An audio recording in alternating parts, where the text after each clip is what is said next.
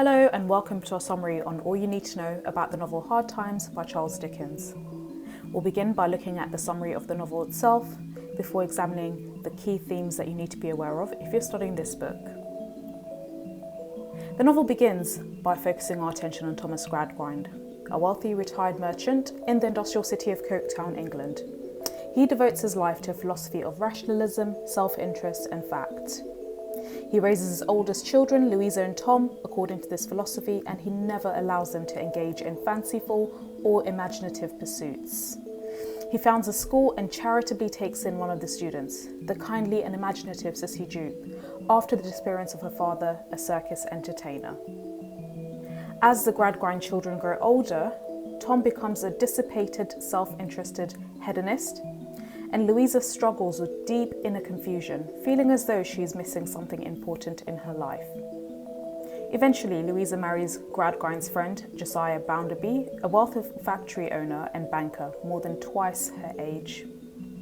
Bounderby continually trumpets his role as a self-made man who was abandoned in the gutter by his mother as an infant. Tom is apprenticed at the Bounderby Bank, and Sissy remains at the Gradgrind home to take care of the younger children.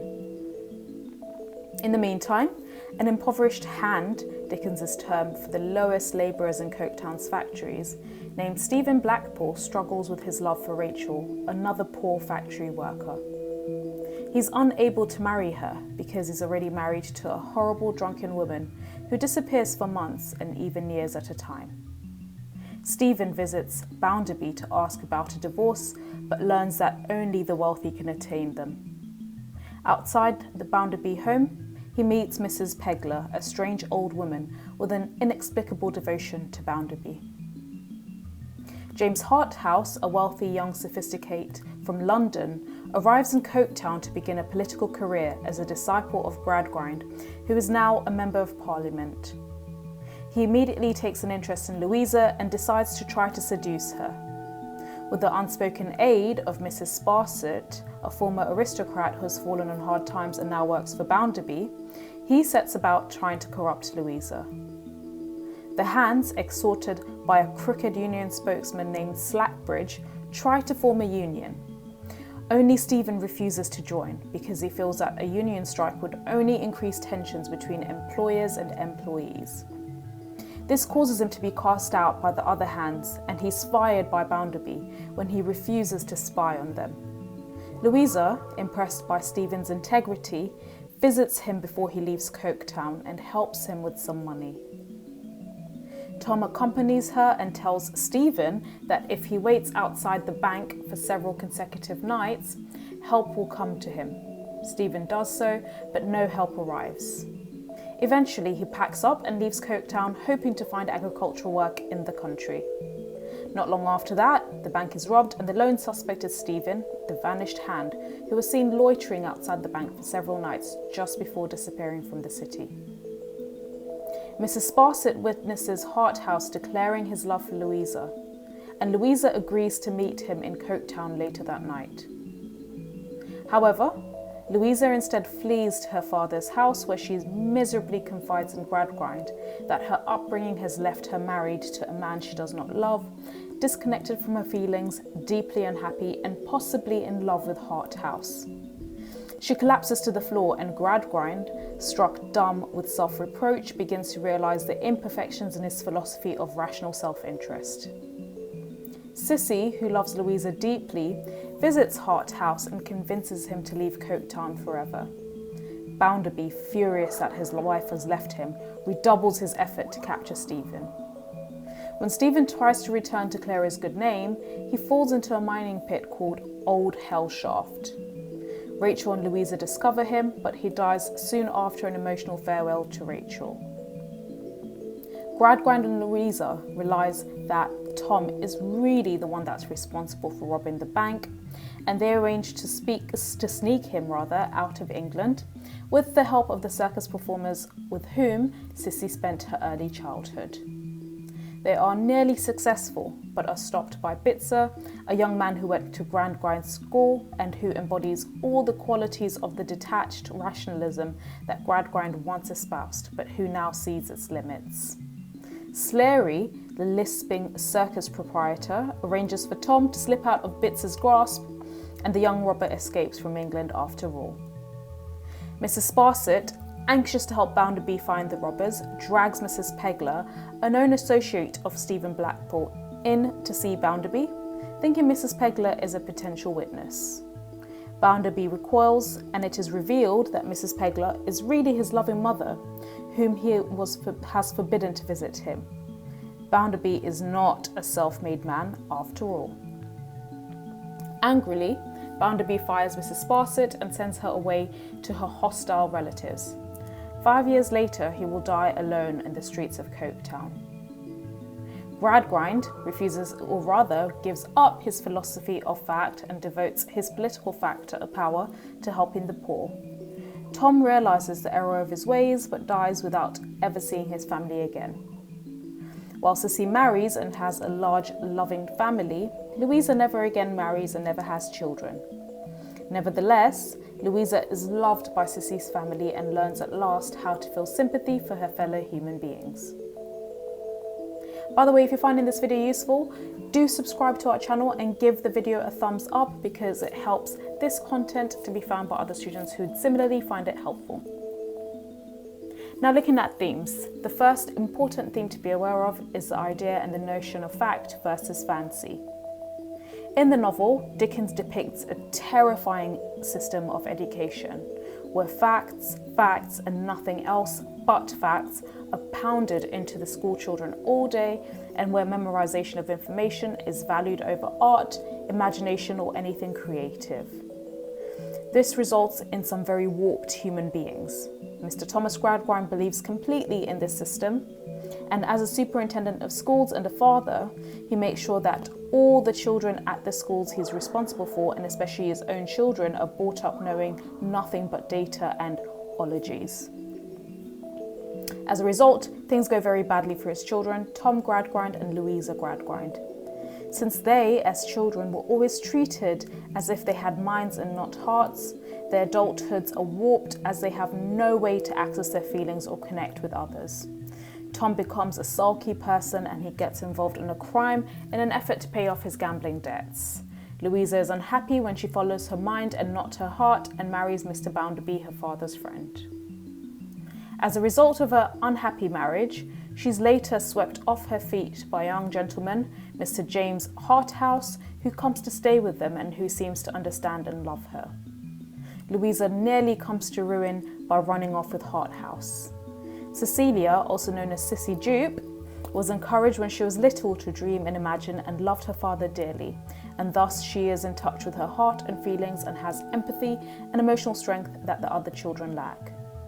Sissy, adopted by the Gradgrinds when her father abandons her, ultimately is the saviour of the family in the end. The other theme is industrialism. So hand in hand with the glorification of data and numbers and facts in the schoolhouse is the treatment of workers in the factories of Coketown as nothing more than machines, which produce so much per day and are not thought of as having feelings or families or dreams.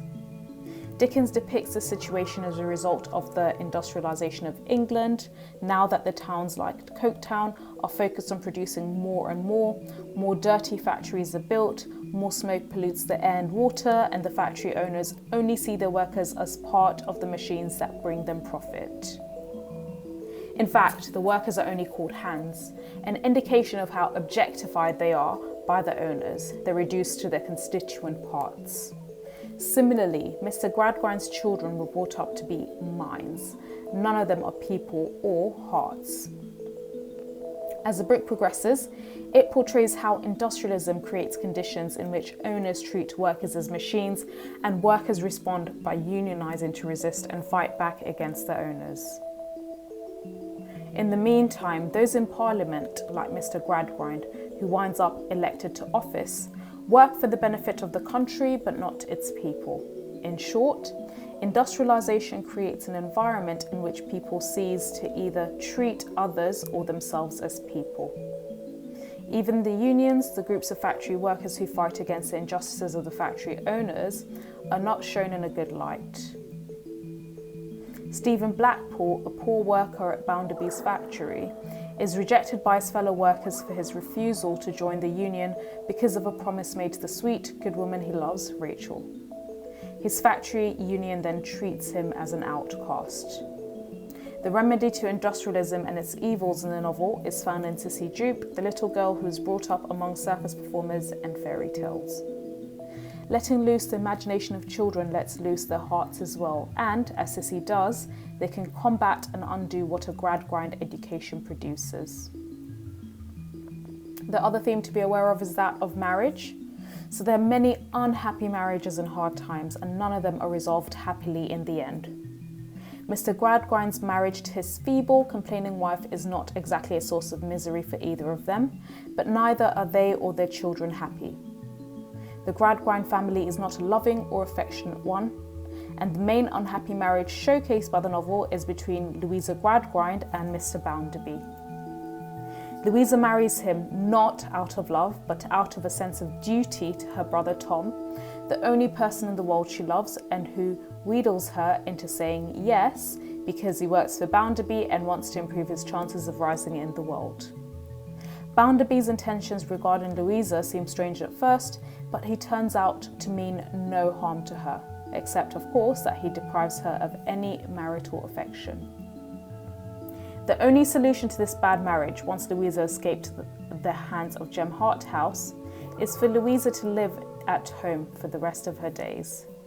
She will never be happy with another man or have the joy of children, though Dickens hints she will find joy in playing with Sissy's future children. Stephen Blackpool too is damned to unhappiness in his life as a result of his marriage. The girl who seemed so sweet when he married her many years ago becomes, by a gradual process, a depraved drunk who is the misery of his life. She periodically returns to Coketown to haunt Stephen and is, as he sees it, the sole barrier to the happiness he might have had in marrying Rachel. Mrs. Sparsit, an elderly lady who lives with Mr. Bounderby for some time, was also unhappily married, which is how she came to be Mr. Bounderby's companion before he marries Louisa. The other theme to be aware of is that of femininity. So the best characters in hard times are, interestingly, women. Stephen Blackpool is a good man, but his love, Rachel, is portrayed as an angel. Sissy Jupe can overcome even the worst intentions of Jem Harthouse with her firm and powerfully pure gaze. And Louisa, as disadvantaged as she is by her terrible upbringing, manages to get out of her crisis at the last minute by fleeing home to her father for shelter, in contrast to her brother Tom, who chooses to commit a life-changing crime in his moment of crisis. Through these examples, the novel suggests that the kindness and compassion of the female heart can improve what an education of facts and the industrialization has done to children and to the working middle class. Still, not all the women in the novel are paragons of goodness. In fact, that's far from it. So Mrs. Sparsit is a comic example of femininity gone wrong. She cannot stand being replaced by Louisa when Bounderby marries, and watches the progression of the affair between Louisa and Jem Harthouse with glee. As she attempts to catch them in the act of eloping and ultimately fails, she's portrayed as cruel, ridiculous as a person. Stephen Blackpool's wife, meanwhile, is bleakly portrayed as a hideous, drunken prostitute. So while the novel holds women up as potentially able to overcome the dehumanizing effects of industrialization and fact-based education, these women in the novel who do not fulfill this role and who slipped from the purity embodied by Sissy and Rachel beyond even the empty-heartedness of Louisa are also presented both pathetically comic and also demonic. Women in the novel seem like a potential cure to the perils of industrialization, but also the most at peril from its corruption. So that's all. If you enjoyed the summary, do give this video a thumbs up. And if you need additional information, do visit our website, which is www.firstratetutors.com. Thank you for listening.